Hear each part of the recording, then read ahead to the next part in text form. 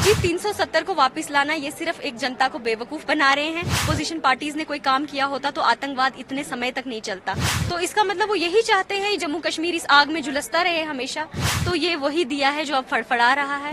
जी हमारे प्रधानमंत्री जी जो कि सबसे विश्व के सबसे लोकप्रिय नेता हैं, अगर वो यहाँ आके मुझे आशीर्वाद दे रहे हैं तो इसके लिए मैं उनकी तहे दिल से आभारी हूँ, उनकी शुक्रगुजार हूँ कि उन्होंने एक बेटी जिसके सिर पे पिता नहीं, जिसके सिर पे चाचा नहीं, उस पर इतना विश्वास जताया और यहाँ आके उन्होंने आशीर्वाद दिया। इसके लिए मैं उनकी शुक्रगुजार हूँ। आपका क्योंकि जो आपके फादर हैं, आपके चाचा जी हैं, उनको जिस तरह आतंकवादियों ने मारा था, तो मोदी जी ने भी कहा कि किस तरह से आतंकवाद ने यहाँ बहुत फैमिलीज को जो है बर्बाद किया है, तो क्या कहें?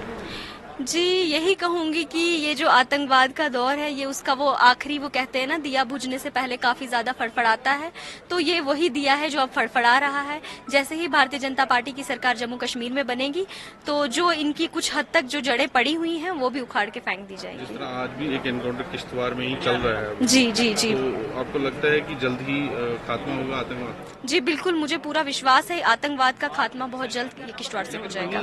जिस तरह अपोजिशन पार्टीज हैं वो 370 की बात करते हैं, स्टोन क्रशर्स को खोलने की बात करते हैं, आपने झेला है ये जो आतंकवाद का दंश है, जी तो क्या कहेंगे? अपोजिशन पार्टीज का तो यही काम रहा है, क्योंकि अगर अपोजिशन पार्टीज ने कोई काम किया होता तो आतंकवाद इतने समय तक नहीं चलता। उन्होंने हमेशा अपनी कुर्सी बचाने के लिए आतंकवाद को प्राथमिकता दी है, आतंकवाद को बढ़ाया है। शायद अभी भी वो इसीलिए कह रहे हैं, वो ये नहीं कह रहे कि हम डेवलपमेंट करेंगे, हम विकास करेंगे, हम यूनिवर्सिटीज बनाएंगे, हम कॉलेजेस बनाएंगे। उनका हमेशा से यही मुद्दा रहा है, आतंकवादियों को बाहर लाएंगे। आतंकवादियों को बाहर लाने की क्या जरूरत है? तो इसका मतलब वो यही चाहते हैं जम्मू कश्मीर इस आग में झुलसता रहे हमेशा। तो यही कहूंगी कि इन अपोजिशन वालों की बातों का विश्वास बिल्कुल ना करें, क्योंकि ये सिर्फ यहाँ के नौजवानों को गुमराह कर रहे हैं, जबकि इनके खुद के बच्चे अच्छे अच्छे कॉलेजेस में, अच्छे अच्छी यूनिवर्सिटीज में पढ़ रहे हैं।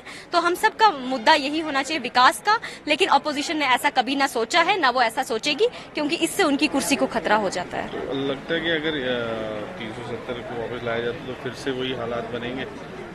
जी 370 को वापस लाना ये सिर्फ एक जनता को बेवकूफ बना रहे हैं, क्योंकि आपको भी पता होगा कि जब जो बिल राज्यसभा से पास हुआ, लोकसभा से पास हुआ और उसके बाद जिसपे सुप्रीम कोर्ट की मोहर लगी हो, तो वो वापस आने का सवाल ही पैदा नहीं होता।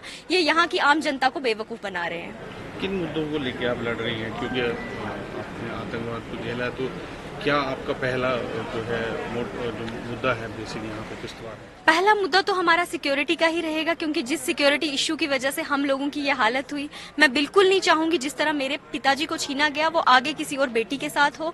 मैं चाहती हूँ यहाँ की बेटियां खुशी खुशी अपनी जिंदगी गुजारे, जो वो करना चाहती हैं, जिस क्षेत्र में उनका मन है उस क्षेत्र में वो जाए।